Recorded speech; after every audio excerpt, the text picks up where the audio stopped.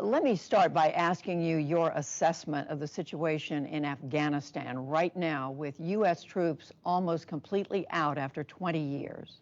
Well, Judy, I think the U.S. has really messed it up in Afghanistan. You see, first of all, they tried to look for a military solution in Afghanistan when there never was one.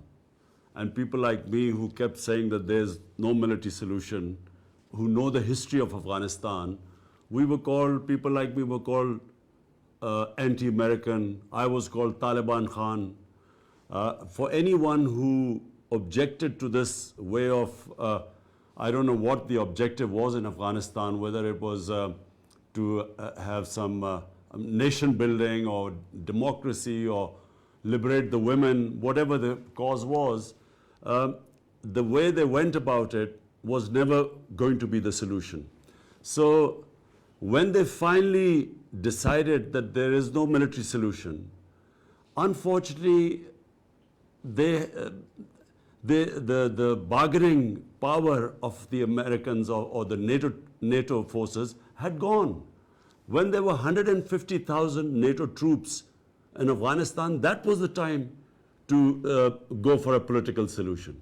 But once they had reduced the troops to barely 10,000, and then when they gave an exit date, the Taliban thought they had won. And so therefore it was very difficult for now to get them to compromise. It's very difficult to force them into a political solution. So because they think that, they won. Well, whatever has happened in the past, right now, the Taliban are on the ascendancy. They are, in fact, saying President Ghani should step down from office right now. Do you think he should? My view was that when President Ghani went for the presidential election, already the talks with Taliban had started. And Pakistan, I have to say, played a huge part in pressurizing the Taliban to talk to the Americans. So the Taliban were already talking to the Americans. And so I felt that President Ghani should not have gone for his election then. He should have waited. He should have made an inclusive sort of, the moment he held the elections, the Taliban became outsiders and he was the president. I felt that he should have delayed the election so that everyone could have been included in the electoral process. So automatically there would have been some political settlement. But once he became the president, he then wanted the Taliban to come and talk to him. Taliban did not refuse to talk to him. They were willing to talk to the Americans, to the other Afghan leaders, but they would not talk to President Ghani. And that's where the deadlock took place. Well, whatever has happened in the past, as we said, the Taliban now is on the rise in Afghanistan. Is that a good outcome for Afghanistan? See, the only good outcome for Afghanistan is that if there is a political settlement which is inclusive, so they form some sort of a government that includes all sorts of different factions there. And obviously Taliban part of that government. The worst situation in Afghanistan would be if there's a civil war and a protracted civil war. And from Pakistan's point of view, that is the worst case scenario, because we face two scenarios. One, a refugee problem. Already Pakistan is hosting over 3 million Afghan refugees. And what we fear is that a protracted civil war would mean more refugees. Our economic situation is not such that we can have another influx. Secondly, the worry is that the civil war will flow into Pakistan, because the Taliban are basically ethnic Pashtuns. Now, there are more Pashtuns on our side of the border than in Afghanistan. And so the worry is that if this goes on, the Pashtuns on our side will be drawn into it. So that also is the last thing we want. And I do want to ask you about Pakistan. But before we leave Afghanistan, the United States has been asking your government for many years to help in the effort to fight the Taliban in Afghanistan. But the U.S., other organizations now say they have massive amounts of evidence that Pakistan has helped the Afghan Taliban with military, with intelligence, has helped them financially. How do you explain that this is a terrorist group operating in Afghanistan? How do you explain the support your government has given repeatedly over the years to the Afghan Taliban? Judy, I find this extremely unfair. And so you should know a little bit of the history. Come 9/11, Pakistan had nothing to do with what happened, the terrorist act in New York. Pakistan, in the sense that Al-Qaeda was based in Afghanistan, there were no militant Taliban in Pakistan, no Pakistani was involved, and so when the Pakistani government decided to join the US's war on terror, this country was devastated by that. 70,000 Pakistanis died in that war, which we had nothing to do with. We had over $150 billion lost to the economy. Now, you know what happened in Pakistan? We had these, in the 80s, the militant groups created to fight the Soviets, funded by the Americans, trained by the Pakistan Army. When we joined the American war on terror, and these groups were trained to fight foreign occupation, which was the Soviets, but now when the Americans came, we told them that no, this is no longer jihad, it's terrorism. They turned against Pakistan. So at one point, Judy, we had 50 different militant groups attacking the Pakistan Army and the security forces. So we, as I said, lost 70,000 people. To be blamed for NATO and US not succeeding in Afghanistan, I find is extremely unfair. It's not the only thing that's blamed, but it's an important thing that's blamed, in that the Afghan Taliban has always been able to have a safe haven next door in Pakistan. And again, the U.S. says it has mountains of evidence that your ISI, other elements of the Pakistan military, have helped the Taliban in Afghanistan over the years. Just in the last few days, there's a report 10,000 Pakistan fighters have crossed over the border to help the Taliban in this most recent fighting. So this is going on right now. Judy, for a start, this 10,000 Taliban, or they call, the Afghan government said, jihadi fighters have crossed over. This is absolute nonsense. Why don't they give us evidence of this? Firstly, let me just go back. When they say that Pakistan gives safe havens, sanctuaries to Taliban, where are these safe havens? When we say there are 3 million Afghan refugees in Pakistan, who are, by the way, the same ethnic group as the Taliban, Pashtuns. Now, there are camps of 500,000 people. There are camps of 100,000 people. And Taliban are not some military outfit. They are normal civilians. And if there are some civilians in these camps, how is Pakistan supposed to hunt these people down? How can you call them sanctuaries? Time and again, Pakistan has said, please take back these 3 million refugees. Huge burden on our economy.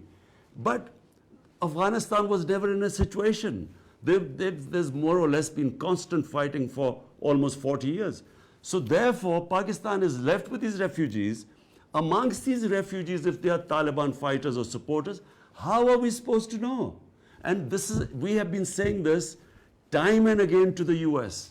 Are you saying there's nothing that Pakistan could be doing to stand up to the Taliban after all these years? And again, the border has become almost porous for Taliban to be able to go back and forth. Let me ask you, Mr. Prime Minister, what relationship do you want now with the United States? You've said under no circumstances would you allow the U.S. to set up the CIA to have any sort of bases in Pakistan to support counterinsurgency. But are you saying no cooperation with the U.S. To fight terrorism? Judy, let me first clarify. The border between Pakistan and Afghanistan is 1,500 miles long. it is one of the most mountainous countries, and it never had a border. This is called the Durand Line. People freely crossed from one side to the other. The tribes were divided by the British when this border was made in 1947. So there was never any border. Now, what Pakistan has done, in order to stop these accusations that we are sending in people from here, this is the first time the border has been fenced. We have spent a huge amount of money to fence 90% of the border today. And finally, we will have a complete border there where there was nothing before. Now, when you say about US having bases for counterterrorism, please let me make you understand this. When a country loses 70,000 people and is bankrupted by this war on terror, when we joined the US after 9/11, we do not have the capacity to have any more fighting within our border, any terrorism within our country, because when we were in the height of that war on terror, which Pakistan joined, there were suicide bombs taking place all over the country. The businesses collapsed, tourism collapsed. So what we do not want to be is part of any conflict. Now, if there's a conflict going on in Afghanistan and there are bases in Pakistan, we then become targets. We will then become part of a conflict which we were in the last 15 years, and we do not want. We want to be partners in peace, but not in conflict. So are you saying, what sort of relationship do you want? What do you expect from the United States at this point? You're looking for a trading relationship. What is it that you want your relationship with the United States to be after this very fraught period of the last 20 plus years? Well, Judy, the last relationship was transactional. Pakistan was more like a hired gun. The US says that we paid you, gave you aid, and that's why you were fighting this so-called war on terror. Pakistan, on the other hand, felt that here was a country which had no need to be part of this war. It loses 70,000. I mean, which other country has lost 70,000 people fighting for someone else's war? So Pakistanis felt that here we were fighting US's war, our economy devastated, aid was minuscule compared to the amount of money we lost in the economy, and yet we were blamed for the failure in Afghanistan. This is the Pakistani point of view. Now, Pakistan's position is very straightforward.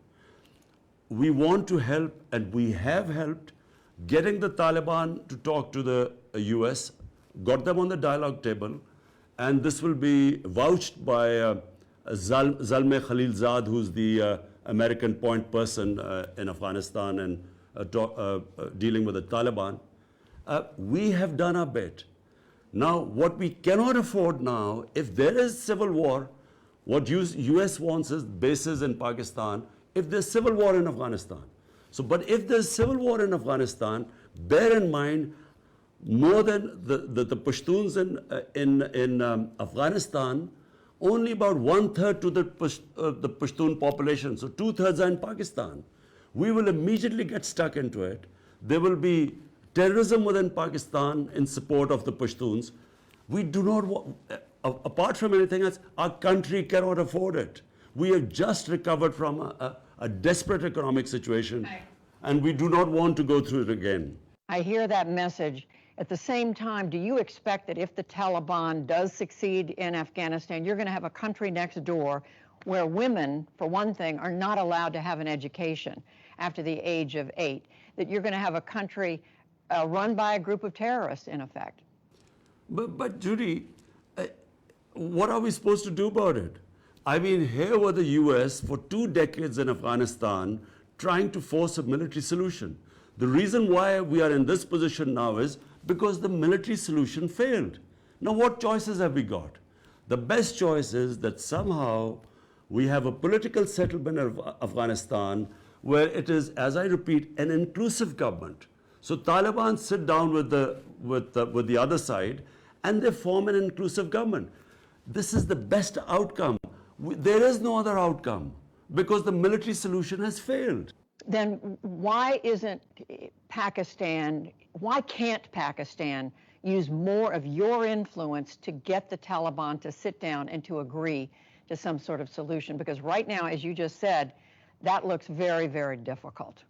But Judy, look, short of taking military action, and by the way, military action, how do you take military action against Taliban in Pakistan? Because apart from their leaders, a few families living here, all we have are refugee camps. And what are we supposed to do there to flush out a camp of 500,000, how many hundreds of maybe Taliban fighters are there? How do we know that? So Pakistan's response is that if you want us to help you, then take back the refugees, then hold Pakistan accountable. In this current situation, all we can do is, whatever influence we have, push the Taliban for a political settlement, and I can tell you, no country has tried harder than us. Short of military action, we have done everything. But I repeat, when they think that the US is exiting and they are going to win, how much leverage have we got left? And in any case, half of Afghanistan is in Taliban hands. Why do they need sanctuaries in Pakistan? Are you prepared to accept Taliban victory next door? You're saying, in essence, there's nothing more Pakistan can do. Absolutely.